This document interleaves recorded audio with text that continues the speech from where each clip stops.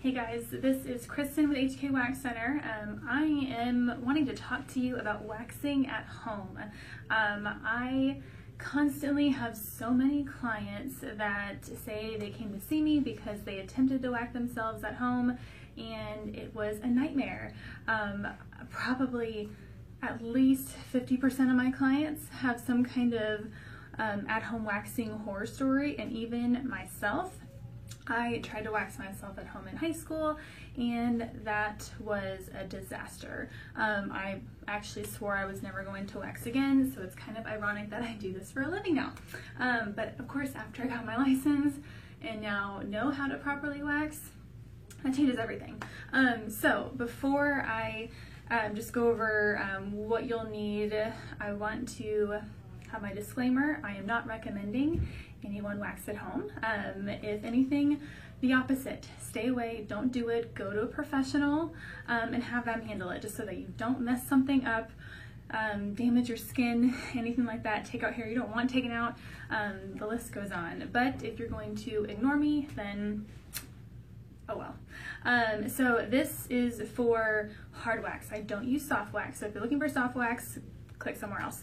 I'm not going to exactly show you, I just want to explain the products that you're going to need if you are going to go against my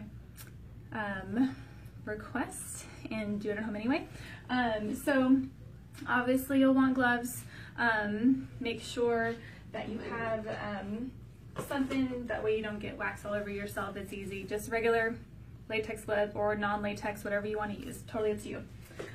Depending on if you are doing a facial or body services, for facial, just technically it's called a popsicle stick, what you need for facial, and then for body, a larger tongue depressor is the name for this one. I think this is 6 inches for a tongue depressor. Always cleanse the skin first, that way there's no dirt, debris, makeup, depending on if you're doing your face or not. So some kind of cotton round. I just use these little cotton rounds. You can get these anywhere, Sally's, online, you name it. But yeah, some kind of cleanser is the first thing you want to do. That way you can get anything off your skin. Next, a lot of people, including myself, will use some kind of skin barrier, like a protectant. So some kind of oil. I use sesame oil. I actually purchased it from Hylunia. It just acts as an extra little layer in between your skin and the wax. It's not necessary, but it just gives you an extra little cushion just in case. After that, the wax itself, I have another video coming up here where I'm going to actually show you how to properly apply a wax strip. So I'm not going to do it in this one, but I will give you a little tip. Whenever you are putting the wax strip on, go with the hair on the first one, and the second strip you can go against the hair, but first with, whenever you curve your strip on the top, you want to make sure you have a little lip, is what we call it. A lip is technically just a slightly thicker part of wax at the top, that way whenever you pull the strip, it comes off in one piece and not broken up into multiple pieces. So just be aware of that. Be cautious of where you get your wax from is the last thing. I am using Starpill wax, which you can purchase on your own. You don't have to be a licensed esthetician to purchase Starpill, and I'll have the link in the description as well if you are interested in purchasing theirs.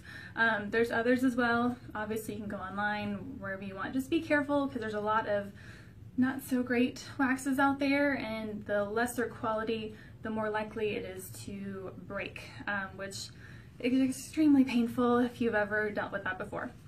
So again, please go to a professional if I can request anything from you, but if you're not going to listen to me, then just try to do your research. Make sure you know what you're doing before you attempt to pull your hair out. Any questions, let us know. Phone number here is 512-501-2767, and I'll see you next time.